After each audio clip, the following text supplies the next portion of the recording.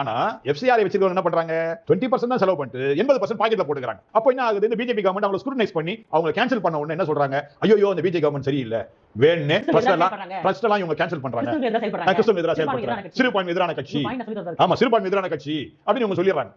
இது தவறு. இப்போ நீங்க அடுத்த ஒரு கேள்வி கேட்டீங்க, கிறிஸ்தவங்க மட்டும் தான் அந்த எஃப்சிஆர் இது வச்சிருக்காங்கன்னு. 75% பாத்தீங்கன்னா, ஏன் 70% ஒரு காலத்துல, அதாவது 2003ல பாத்தீங்கன்னா 90% கிறிஸ்டியன் ட்ரஸ்ட் தான் இருந்தது. 2003ல 90% கிறிஸ்டியன் ட்ரஸ்ட் தான் நிறைய இருந்தது. அதுக்கப்புறம் கொஞ்சம் கொஞ்சம் பாத்தீங்கன்னா மத்த ஹிந்துஸ், முஸ்லிம்ஸ், சிக்ஸ் எல்லாரும் வந்தாங்க, எல்லாம் வர ஆரம்பிச்சாங்க. இப்போ என்ன ஆயிடுச்சுன்னா 60% கிறிஸ்டியன் ட்ரஸ்ட் தான் இருக்குது.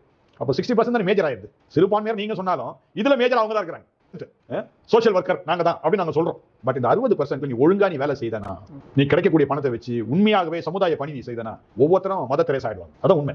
இந்தியா வளம்பெற நாடா வச்சுக்கலாம். கர்நாடகால சமீபத்துல கேன்சல் ஆச்சு. அடுத்தது ஒரு அம்பேத்கர் இதுன்னு சொல்லி அது கேன்சல் ஆச்சு. இப்படி ஹிந்துஸ் நடத்துறதும் கேன்சல் ஆயிருக்கு. ஏன் எனக்கு தெரிஞ்ச திருவண்ணாமலை